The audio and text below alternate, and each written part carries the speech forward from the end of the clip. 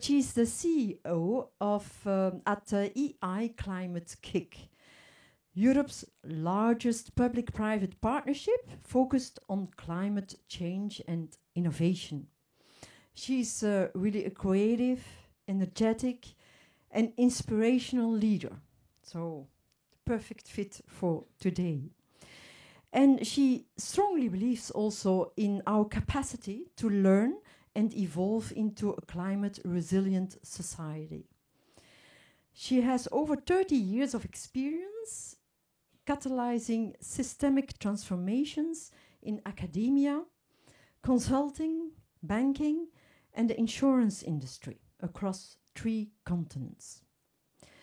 She serves on various advisory boards and is a member of the European Commission Economic and Societal Impact, there is the word again, of Research and Innovation Expert Group. And yeah, she's a real global citizen. I think she was last week in New York, I saw on LinkedIn. And yeah, she has lived and worked in 6 countries and is actually based in Amsterdam. So there is a link with the Netherlands, because this is a Dutch-Flemish Leadership in Culture program, and we are really looking forward to your lecture.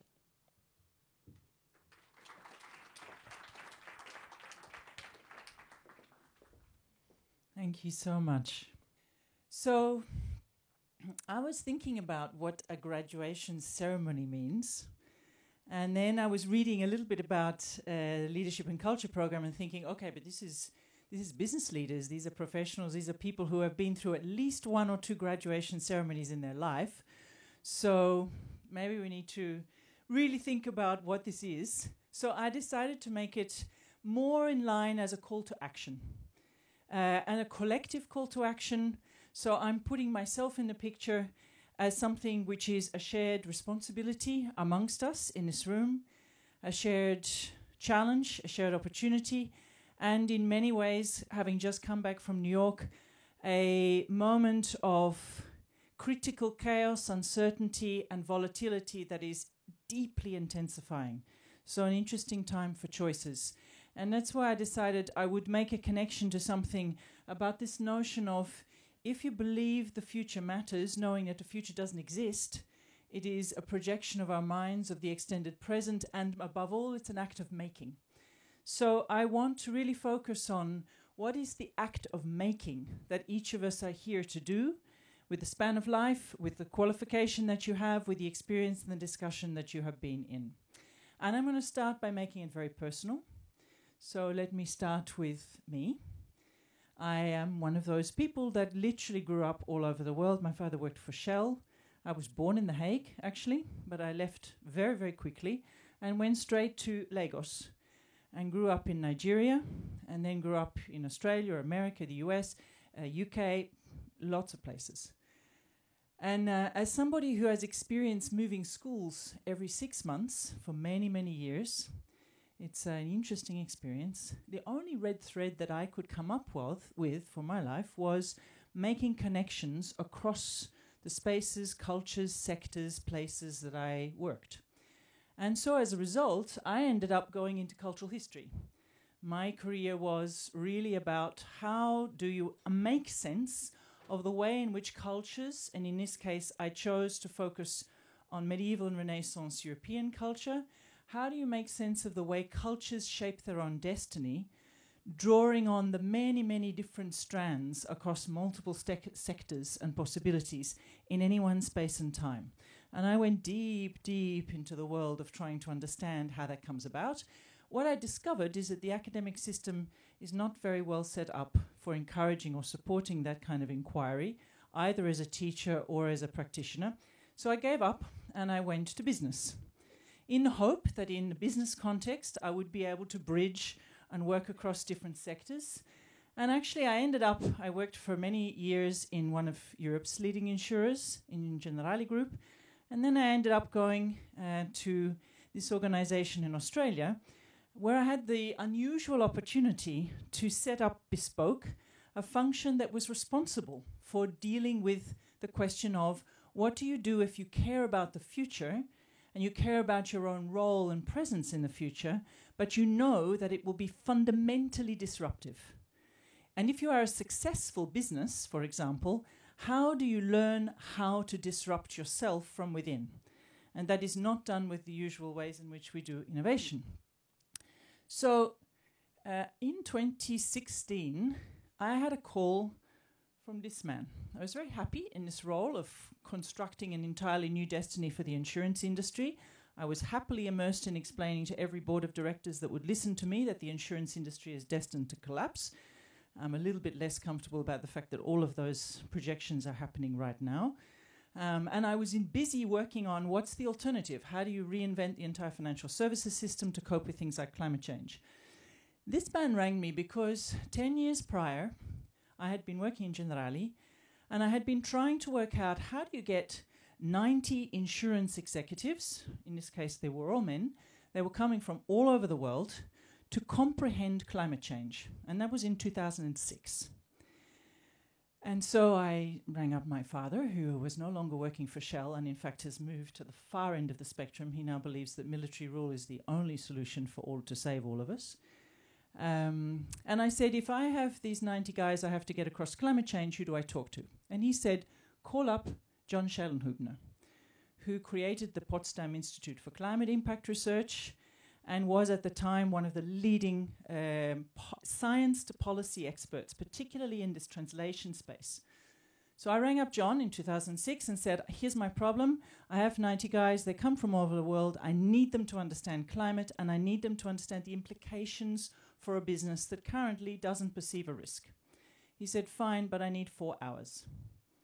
And I was like, they don't do 45 minutes for a board meeting, let alone 4 hours. So it took a little while, but in the end, in Prague, we met in 2006. He spoke for 4 hours. He went through the entire picture of what climate change really, where it was coming from, what it meant, the projection. It was before the UN had told him to stop explaining what happens when we get to 4 degrees. And it was the most shocking thing I had ever heard. In fact, after 4 hours, and 4 hours is a long time, the whole room was like the whole temperature of the room went down by 20 degrees. People were just frozen for at least literally another half hour, just sitting there with the sense of... And I remember thinking at the time, what on earth do you do if you know this? How do you go forward pretending that things are fine and you just get on with life as usual? I didn't have much choice at the time. I had left, at that point I was in Italy. I left, I went to Australia. I worked for the company I was showing you an image of, and I was on my wonderful adventure of reinventing the industry. And when he rang in 2016, he said, I need you to come and lead an organization called Climate-KIC,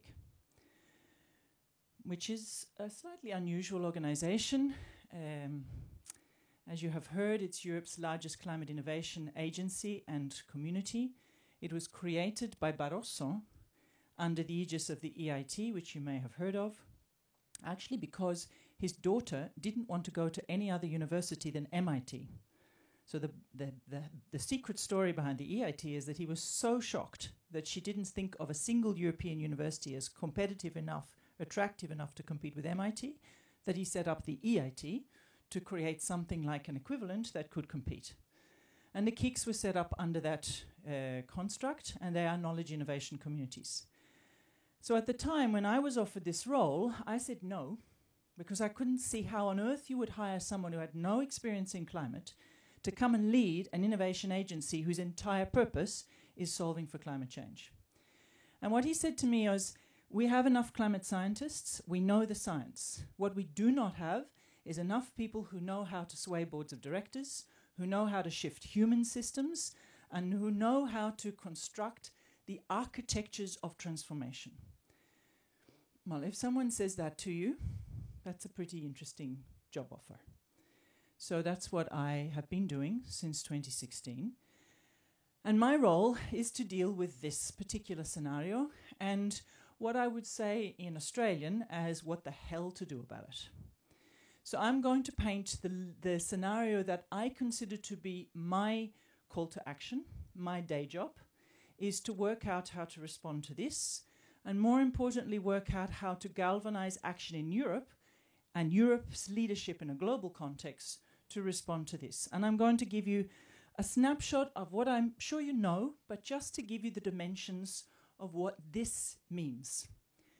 This is a picture of where we are at the moment, breaching 1.5 degrees already. If you know of the Paris Agreement, we are already beyond 1.5. We're at that limit right now.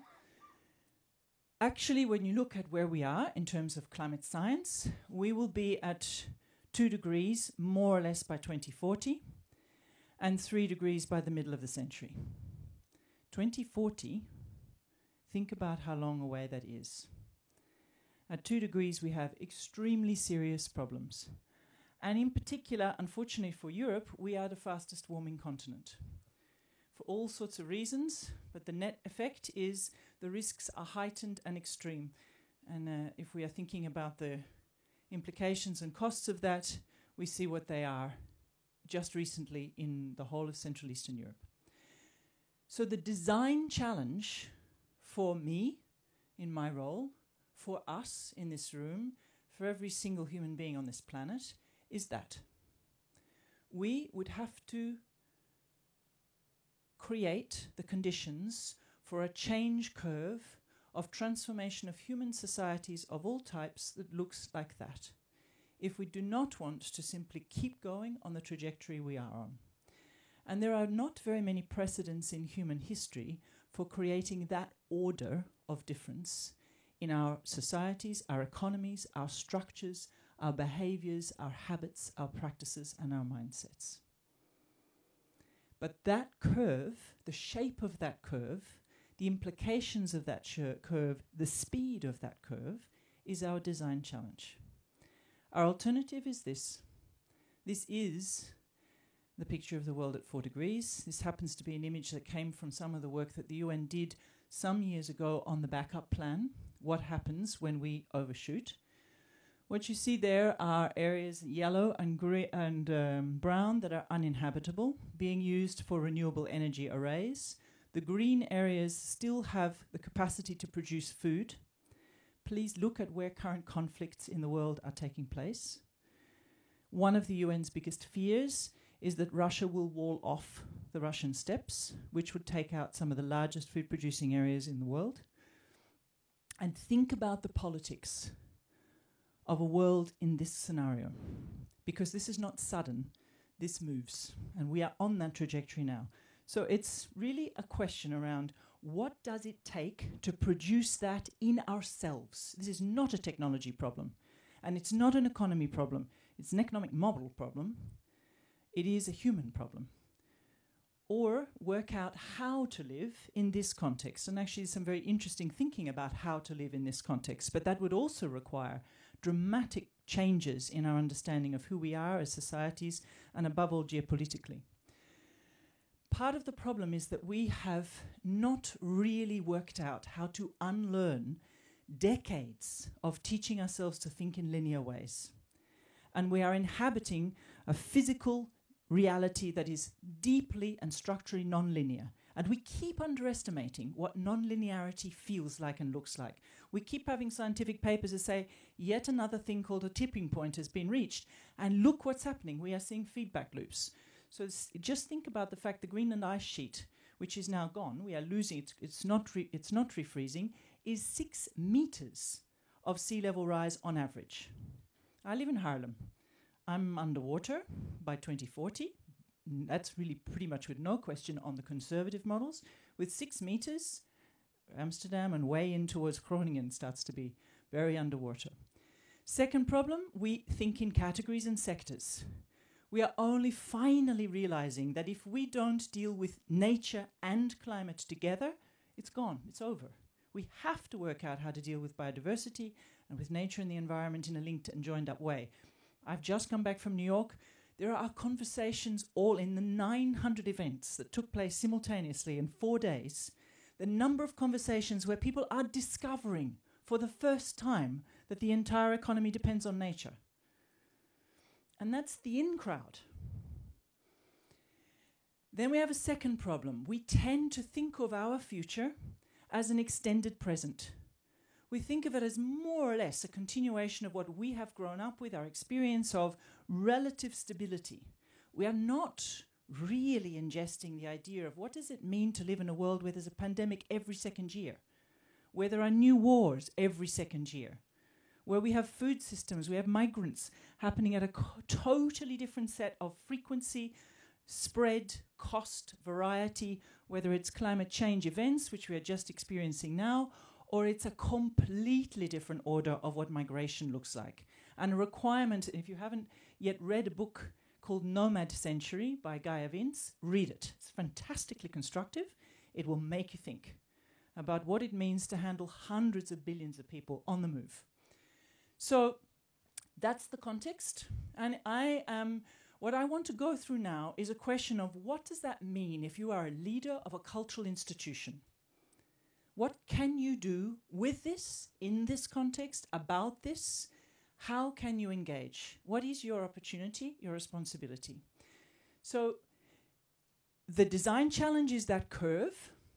The way in which it is officially being framed in an international context is this notion of rapid, far-reaching transitions, structural changes, systemic changes, not just institutionally. One of the things that was launched in New York the other week was the first serious attempt to set up a permanent global citizens assembly, to go back to the original idea of the United Nations, not as a united group of states, but a group of nations of peoples. And so they're aiming to get 1 million people already elected by COP next year and 1 billion people by the end of the following year, elected representatives of the people of the world. So there was already beginning to be some interesting institutional changes in how to get something like this to happen. And this is the question that I wanted to unpack together.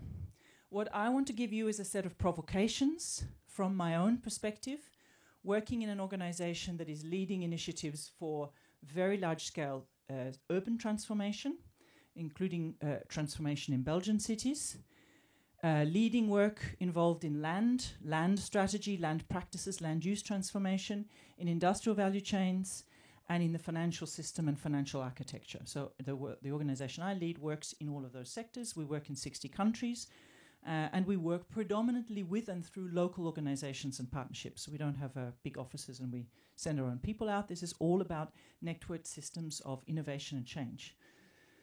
So I was asking myself this question. For me, it's one of the most important questions I need to be able to answer, because my biggest concern is the extent to which we are failing to make the curve of change even remotely similar to where it needs to be, not because we don't have technology solutions, not because we don't have institutions theoretically in place, but because we are failing dramatically with our capacity to imagine alternatives. The deficit of imagination is the most extreme deficit that we are facing right now. So here's a set of provocations and possibilities. Think of them as a conversation starter. I'm going to start with the question of identity and mindsets. If you know how sometimes if you're thinking about how do I get a really structural order of change to shift, and if you kind of study Donella Meadows, you think about systems change, you think about structural change, you go to paradigms. A significant part of the world's population has grown up with a core identity assumption of a relationship with the external world, which is one of domination, superiority, the right to use, the right to exploit, the right to adopt, the right, I think about if you grow up in Australia for any period of your time, people walk out into the bush and they say, oh, that's fantastic timber out there. Or they think constantly about the properties of the world around them in terms of uses. Timber to build buildings, sand to make things, concrete, stone. They don't think of it as a relationship of interdependency. What would it take to shift several thousand years of assumption and self-imagination in relationship to the external world? Because if we could shift that, we could shift a hell of a lot. Secondly, we have constructed a world, if I look around me in European research and innovation policy, that is obsessed with STEM as the answer to everything. STEAM is nice to have, but marginal. If you really, really want to know, you look at schools. I look at the school my children are in. The parents are obsessed. Science, technology, engineering, economics. maybe medicine. But it is obsessed with one hemisphere of our brains. We have fundamentally interrupted the relationship between art and science, between arts and sciences, and we are paying a particularly appalling cost of that. And as a cultural historian from way back, I know when that happens, and I can see the cost of it tracing through. And it is fascinating to think, how do we reverse that? Because goodness knows we need it now. So then start to think about, how do mindsets shift? Opportunity spaces where shifts in mindset and identity start to emerge. Something like the work of Janine Benyus, who is creating social reference systems to learn from the way in which ecological systems preserve nutrients, or think about and engage with preservation and conservation of water, and using that as a way to learn how to build buildings, how to design surfaces, how to think about the design of business models, constantly referring to what are called ecosystem services. It opens up an entirely new set of possibilities about mindsets, habits, and identity.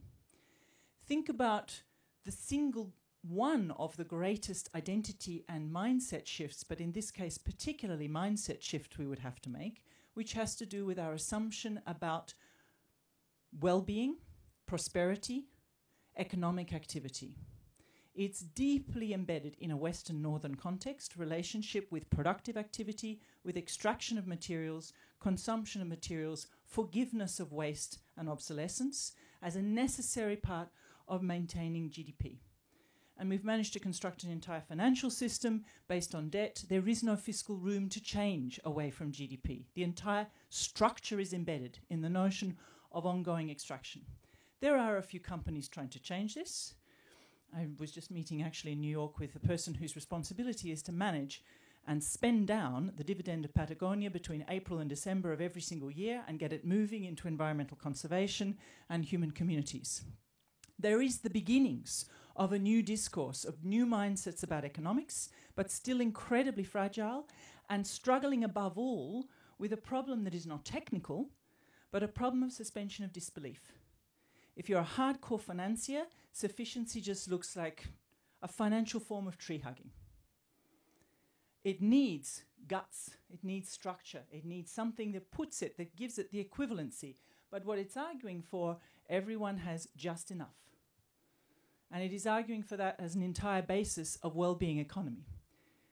Then there are, in the cultural industry, organizations trying to address a deficit of imagination with mindsets and identity by starting to immerse people in what is an experiential reality or an experiential engagement with alternatives, something like Superflux in London, or this reimaginary, that are really trying to put people into contexts where some of those mindset shifts and identity shifts are assumed, and you're beginning to stretch and explore people's imaginations. So, number one, can we do something to shift our assumptions about who we are in relationship to one another, but above all in relationship to nature? Secondly, can we do something about habits and practices? And the reason why the we here is because if there is one large, fragmented, diverse, multifaceted industry on the planet that knows how to construct habits and practices in multiple subliminal ways, it is culture and creative industries and the arts. So if we have to reprogram ourselves for different habits and practices, it starts here. This is a cultural festival. I'm sure you all know the images of what happens after dance parties, music parties. This is in the Netherlands after a particularly big music festival. The report that was referred to before has a section which is about how could culture and creative arts and industries begin to role model alternatives. And there are indeed, as you probably know, many possible frameworks and references. Our observation in the Voices of Culture work is that they are there, but they're very fragmented. It's very difficult to get one big industry-wide practice. There are museums. This is a museum practicing with a restaurant that has an entirely planetary a menu that is entirely about modeling what it takes to eat within planetary boundaries. There are museums that are starting to give people an experience of what it means to think very differently about resources and resource reuse. There is another set of possibilities, not only for the cultural and creative arts to model, at least as a hygiene factor, to act with no, what do you call it? What's the expression? To act not with no guilt, but with at least with no exposure to the problem itself. But then there is the question of how to get culture and creative industries to start to embed a set of capabilities and habits and practices differently in other sectors. And I pulled out one particular example. Interestingly, actually, in New York, this was really at the top of a number of discussions, which has to do with the role of advertising and marketing that so many executives that I know coming through the cultural industry end up working for, because it's where you get to do interesting creative work, you get well paid. It is often, unfortunately, a default. The relationship not of the emissions associated with advertising or digital advertising, but the emissions associated with the driver towards consumption is a very interesting inquiry. It's called Scope X. We talk about Scope 1, Scope 2, those are direct emissions caused by businesses. Scope 3, the way in which businesses and cities have emissions related to supply chains. Scope X is the way in which your marketing and your advertising actively drives a continuation of a planet in which we think consumption is a prosperity practice, an aspirational behavior. And this starts to get very uncomfortable, because there are almost no businesses on the planet that are not in some way advertising, because they're trapped in an entire cycle around that. So there is an interesting new movement really looking at tracking that, creating transparency about it, beginning to look at provenance, starting to push hard into who runs this industry, what are the alternatives if you don't want to participate in the same financialized extractive economy. Then there's a few other habits and practices. I work in innovation. Innovation has a set of very, very deeply embedded norms that have to do with creating a big funnel of ideas, working them through a set of criteria for selecting the best possible ideas, putting them through stress tests which usually have to do with how much money they're likely to make, running a set of ethnographic research into users, user possibilities, personas, and so on, always ultimately going towards some form of product and service diversification. That doesn't get the kind of change curve that I showed you before. The kind of change curve I showed you before is deep, radical, meaning roots, structural change going to the very identity of businesses, which requires us to change the structure and model of the way we innovate. Now, in Europe, actually, something like that is beginning to happen. If you've come across the Horizon Europe missions, not all, but some of them have more or less put out a challenge to do exactly that. I happen to know very well about this because this is one of the things that Climate-KIC leads, the European Cities Mission. And I'm just going to see, this will not have sound, but at least just gives you the image, which is a commitment of 112 cities, 100 in Europe and 12 on the edges of Europe, to completely decarbonize by 2030. Leuven is one of them. Think about 6 years, and I'm not talking offsets, I'm talking about the built environment, mobility, the energy system, transport, and while you're at it, food and water. That's a very, very big job. It requires that order of shift, of really rethinking what does it take to have a city and how does it mean to work. It requires starting to think about how to use other programs that begin to bring back the relationship between the humanities and the sciences, that start to create necessary relationships between affordability, accessibility, design, sustainability, and beauty. And that because the intuition behind that begins to recall the idea that humans do not change because we tell them a story about numbers. They change because of something deeply visceral, deeply emotional, deeply somatic, which is a thing that we know, but not a thing that we usually write into policy, and very rarely something that we write into investment. So it is beginning to happen, but it would require competence. And if I think about the experience of leading the Cities Mission or the experience of leading the Climate Adaptation Mission, I'm desperately in need of thinking and design partners for alternative ways of constructing cities, alternative ways of constructing space. And I don't mean the kind of architectural festival of one pilot project or a living lab in a university. I mean the entire urban environment. It's a completely different order of thinking and design. It's happening, but it's not happening fast enough. It needs a mass movement. So let's go then to capabilities, to institutions. Again, I wanted to just pull out examples from the world of culture and creative arts. Museums, we have Climate-KIC has partnered with museums for some time. Museums play a powerful role in addressing public imagination, and interestingly, above all, that role has been focused on raising awareness of the problem, but not necessarily creating experiences of the solution or the alternative. And that's one of the interesting challenges to think about. There have been plenty of museums that have created a sense of what's possible, at least to understand what are the major topics to be addressed. There are museums that are creating major kind of knowledge experiences or knowledge engagement with what climate and climate action or nature and climate means. But if you look at it, it's very cognitive. It's very, very hard to get a sense of how would you live here? What would the experience of life look like? How would you dream? How would you wake up in the morning? What would you eat? How would you move about? Who are you going to live with? How is the whole system change around that? How could we make that different? How can we begin to embed in the before the prefrontal cortex, in our limbic systems, a sense of what it means to live in sustainable and regenerative ways? There are museums that are beginning to experiment, but there's still a little bit in the world of kind of arts and nature reserves, something a bit exceptional, dangerous, experimental, a bit different. They haven't yet quite normalized the whole experience. The day that that becomes the entire British Museum will be interesting. And then starts to widen out around the British Museum to the entire of the centre of London.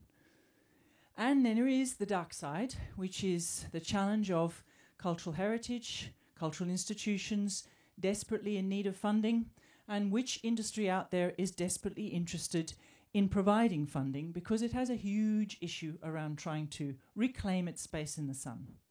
Now, actually, unfortunately, I have to say, coming back again from New York Climate Week, there's a lot less concern about needing to greenwash. It's actually a little bit, sadly, back to transition risk is not happening. The world is in a shit state. War is back. We just need to reopen fossil fuels. It's too late. This climate thing is not working. Let's get back to business as usual. That was a significant 50% of the discussions in New York Climate Week. So please be aware, you are now facing a world that is on a very big set of oscillations between extreme concern and an attempt to change and extreme conservatism and flowback. Which then comes to the question of capabilities. Because my observation working in the field that I work is that one of the most really deepest, darkest problems that we have is the extent to which the leaders that we deal with in cities, in regions, and in businesses are remotely equipped for handling a world of the kind of volatility that I'm describing, the kind of context of polycrisis, as we now call it, the kind of world of having to literally work on everything everywhere all at once. Most of our educations have not prepared us to do that well. Most of our educations have prepared us to understand that you get to complex, difficult, messy problems, and the best thing to do is to compartmentalize them, break them down, work on them sequentially, and work on them separately. The idea of, and one of the things that I hear most often is, too much, it's too complex, it's too messy, let's just focus. We'll get to focus, and when we've got to focus, it will be easy to manage this problem. Well, it's not that kind of a problem. And that's why I put up the Cynefin framework, because one of the interesting things about the Cynefin framework from David Snowden is the extent to which it makes the relationship between the mindsets, the capabilities, the leadership tools and practices, and the domain of transformational change. We are dealing with extreme complex change. Most reactions tend to say, let's make it simple, and then we can get back to doing things well. And if there's one thing we know about complex change is it does not yield itself to making it simple. So we need new capabilities, leadership mindsets, abilities to work in the kinds of ecosystem services that I was referring to before with Janine Benyus, the ability to start to understand how to build for and design for diversity and redundancy. Deep resilience, because we do repeat, because we have overlaps.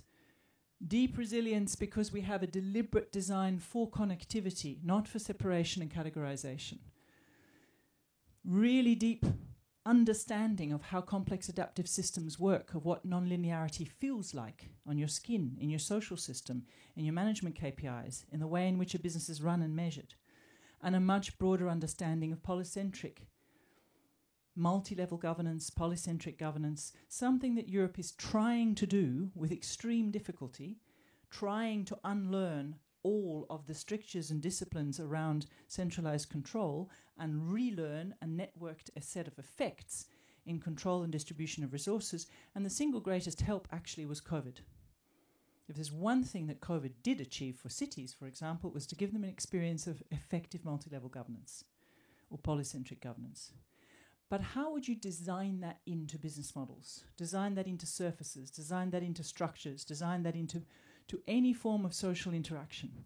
How do you begin to bring forward and bring through into the ways of doing the work we need to do, the ways of showing up, the ways of creating space for possibility, something like Italo Calvino's 6 Memos for the Next Millennium? Ways of thinking, ways of inhabiting, ways of being, ways of working with others that come from a different order of structural, constant emergence, relativity, relationship, and constant change. Why? Because if you think about a world in which we have very significant extremes of disruption, migration, people beginning to panic and protest, whether it's farmers on the streets of Brussels or young people starting to try and reclaim a space of agency, and because leadership in that context, this is Mohammed Ridwani, you probably know from Leuven, one of the people that I observe most attuned to the idea of what it takes to change yourself, to be capable of leading in this context, and to bring a different set of capabilities to that.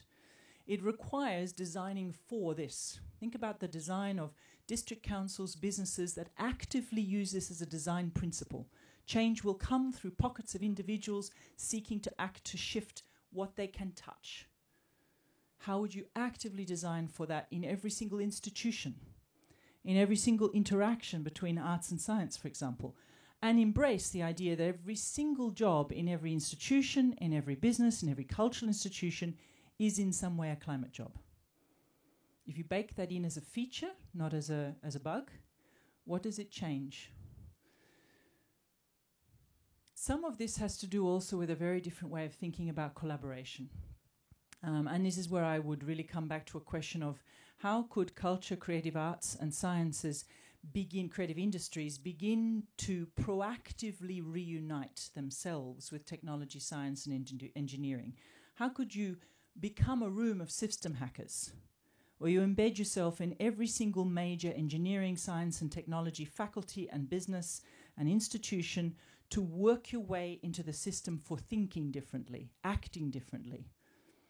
What does it take? It takes a very, very different quality of interdisciplinarity, an ability to hold interdisciplinarity as a science, as a practice, as an art, as a habit, and an ability to begin to code for it. This is me, I'm just making this very personal.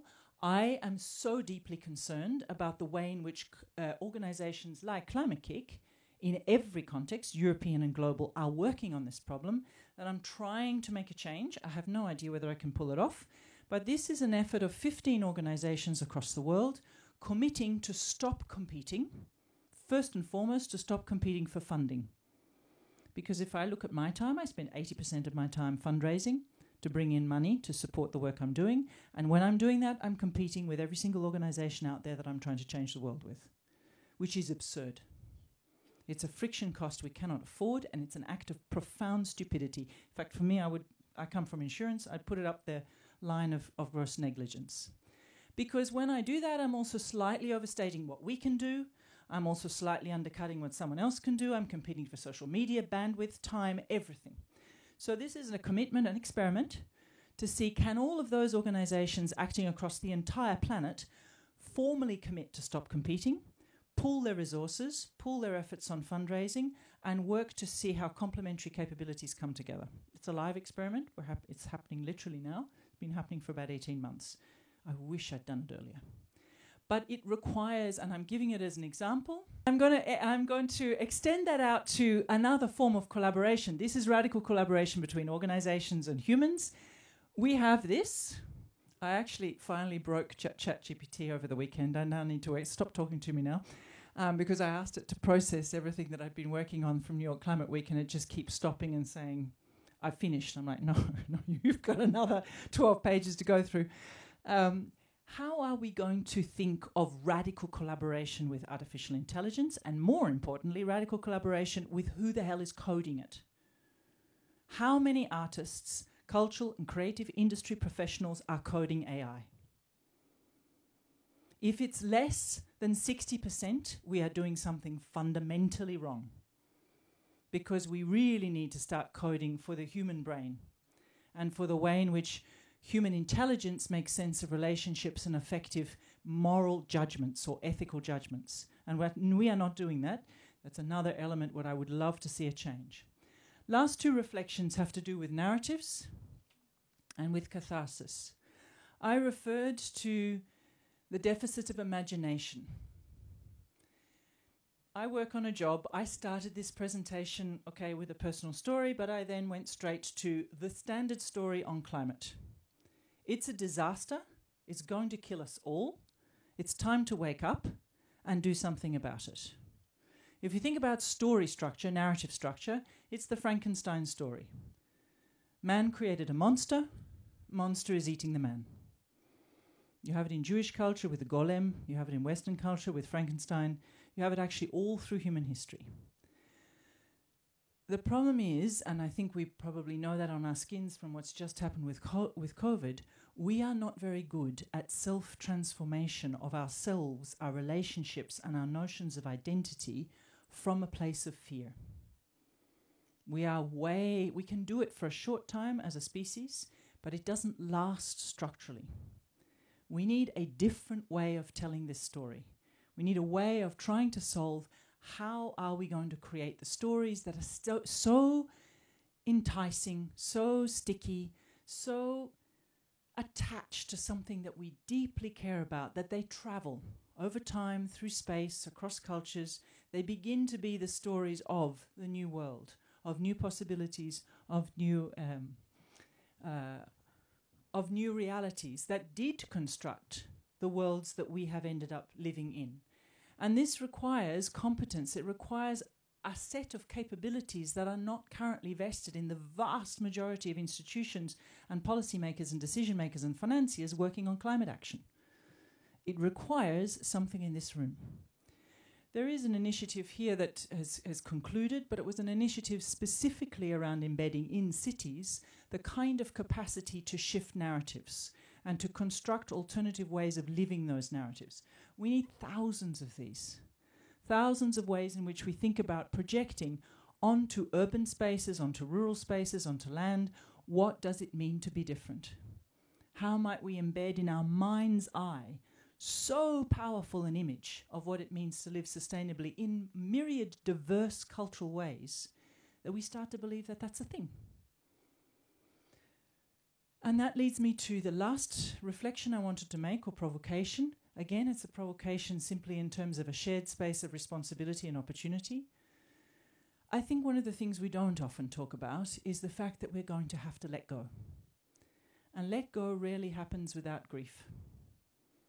We are going to have to let go of the idea of having an individual car in which we can individually drive down the road, playing music, feeling alone and powerful and full of life.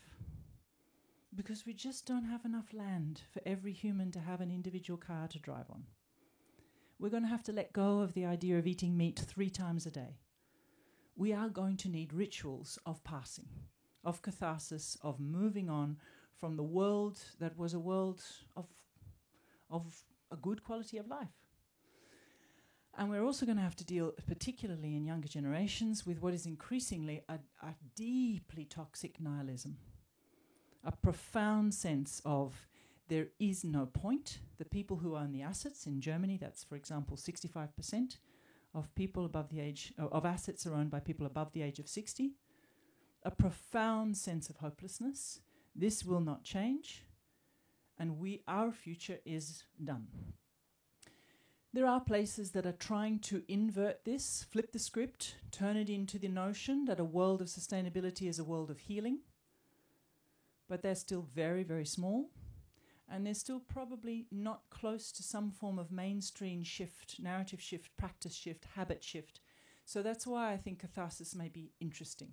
How do we create a space for us to move through our own experience of transition? So my provocation is, a crisis is a fantastic time to do some interesting work. We are in a crisis. It's a pretty existential one. It's not fast, it's slow, it's long, it's going to take 50 years. Read Ministry for the Future. If there's one thing that really struck me, it was, I tend to think in terms of try to make everything happen in 5 years. Move. We can make this happen. I remember reading that and thinking, okay, it's not 5 years, it's 50 years. It's going to be endless iterations. It's going to keep coming back. The immune system of everything is going to keep trying to stop this. You're going to have to start investing in stamina as a design feature. And as a cultural historian, there are examples where in Europe, for example, some places, some civilizations, some contexts have systematically built, through their investment in culture and the arts, a sense of what the political and social economy of their own future should look like, and have managed to construct that and hold that so powerfully that it did, in fact, hold 500 years. There you go.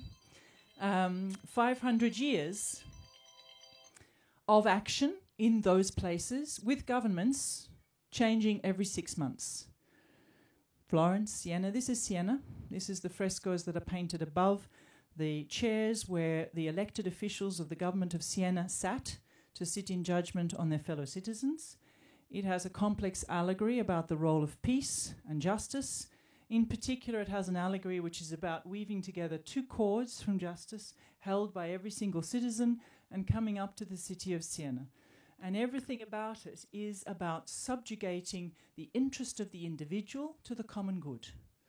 On the left-hand side, that fresco sits here. On the left-hand side, there is a very extensive fresco showing the arts and mechanical arts, livelihoods, practices in the city, and the extension of that into the countryside.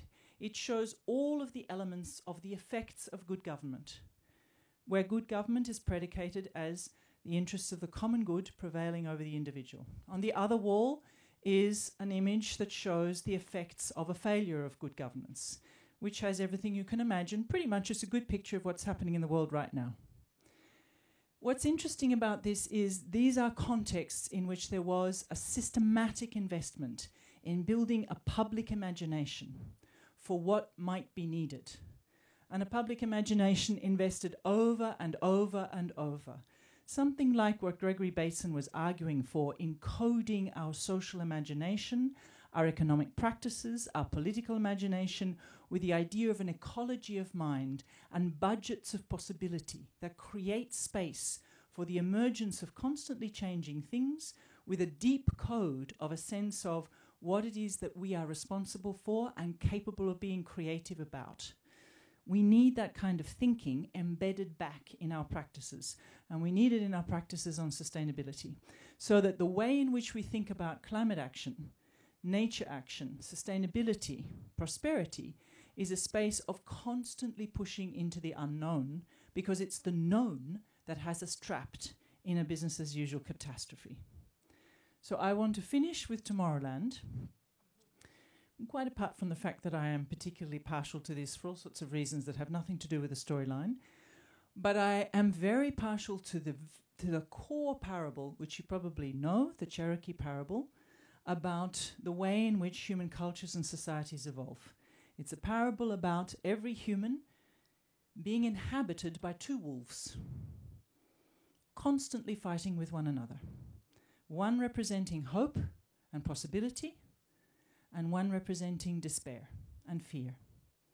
And the purpose of the parable is to ask one question: which one wins in this constant struggle between hope and fear, between despair and possibility? The answer is the one you feed. And it's a very simple story, but it is the story of why does the world need culture, arts and creativity to help us feed the practices, the habits, the glimpses of possibility, the acts of imagination and the acts of experience that show us something else is possible. We need to recode ourselves. We're going to need to feed that from a place which is not just rational, and it needs all of us. So I will finish there. I think there are some minutes for questions if you have any, or comments, reflections, or we simply open up to drinks and discussion. I think indeed it's an opportunity. Yes.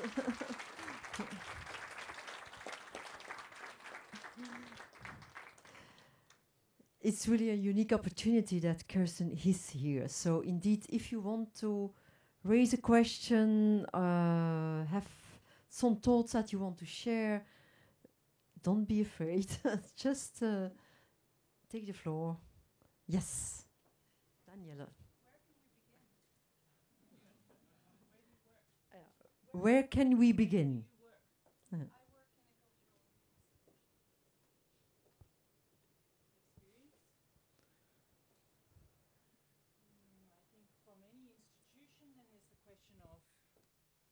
So for me, for any institution, there is what is the experience from the minute you pass the door to the minute you exit?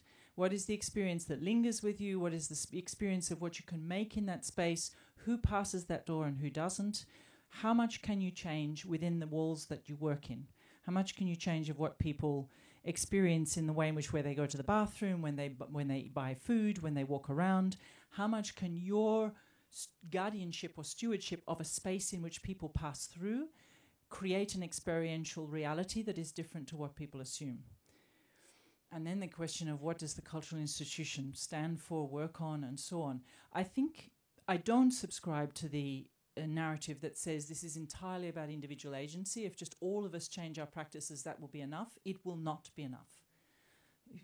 If I give you a flash of the US government, and let's not start on the US, but the US government controls the IMF, it controls the World Bank, and those are the institutions that regulate international financial flows. But China has 98% of debt consolidated now and owned by China. One of the things that was being negotiated in New York is that Saudi Arabia wants to start buying into Chinese consolidated developing world debt. As far as I'm concerned, that's about the worst possible news I've heard in a very, very long time. So that order of the way the world is structured is not about individual actions and agency. However, it is about changing rules and rule practices. So for me, it's where do you start is a relationship between we have to remake the world. In the wake of the Second World War in Europe, something called the Marshall Plan actually did go towards remaking the world. If you took our entire collective intelligence and every single thing we touched collectively in this room, how much can you get your hands on? From institutional practices, from simple waste flows, from procurement practices, from permitting, from advertising, marketing, every single thing in this room, what could we touch collectively? If you start to mass that up and design it in more collective ways, I think that's where we have to start. Bottom up, top down, sideways, everything we can touch. We don't have time. We literally have to do that kind of a curve.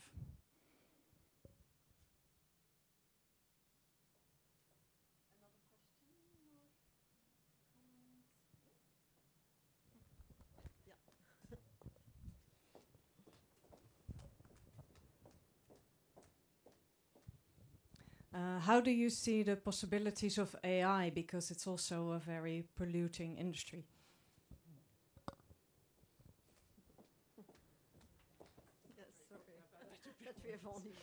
I don't know, I'm worried. It is an extremely polluting industry.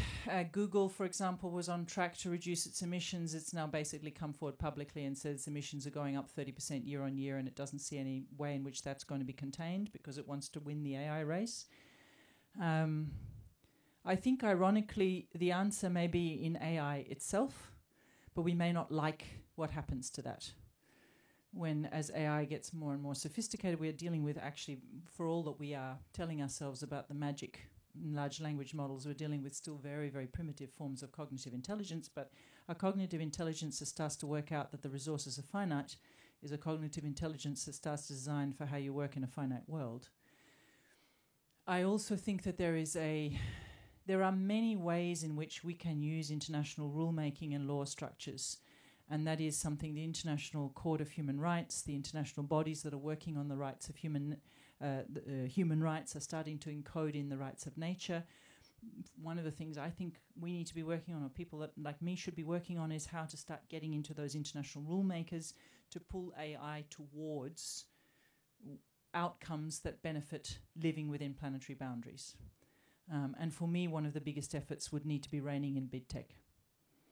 So that needs to start being a collective effort with lay plaintiffs, with legal challenges.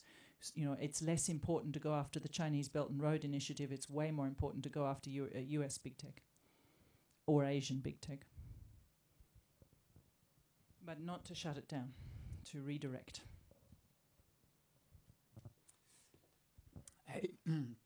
I very much like the triplet speed, skill, justice. What are your tricks of connecting small scale to large scale and other way around, large scale to small scale? And what arguments do you use in policy context specifically? Great question. Well, I can give a concrete example from cities. So we're leading this big initiative on decarbonizing 112 cities. One of the things that I think is an unintended consequence of that is that those 112 cities will become gentrified faster than others. And we'll get the usual pattern of land values going up, people getting pushed out, and these become kind of green meccas for people to live in. So if you know that's a possibility, how would we already start to work on embedding in principles of justice, affordability, and accessibility? One of the ways of doing that in a city context is ownership. We currently have an ownership model in the Western context based on land appropriation, basically what's called freehold. So you buy a property. If you own the property, you own the land, and you have the right to do whatever you want to it. And have $352 trillion locked up in individual freehold relationships. If we shift to fairhold, which is what actually the church did for centuries, you buy a property, but you never buy the land. So you have a right to do something with that property with a very long-term lease, but you can never alienate the land itself. And there are a bunch of cities in the UK, for example, that have started to buy back housing, put it onto fairhold, so that they hold the stewardship of the accessibility and affordability. And that's one of the elements where we're trying to look at, can we code that back into the European context as well, so that we almost bake in this principle of stewardship. You have a right to live well, you don't have a right to alienate and extract. It's kind of recoding our sense of relationship. It's one example. It's super difficult because it's really unwinding so much that is kind of institutionally baked in. But yes, it's possible. Or think about the fact that retrofit of energy. Most people don't have 70k euro free to retrofit a home. We've experimented with lending to the house, not to the individual. Actually, there's a big experiment in Belgium, which works fantastically because the house accrues the value of sustainability over time. The individual doesn't have to pay the 70k, and you shift this kind of justice principle. So it's possible. It does require thinking in those terms. My experience is it requires thinking 3 or 4 steps ahead. Kind of the unintended consequences of well-intentioned stuff often flows through to something not so well-intentioned.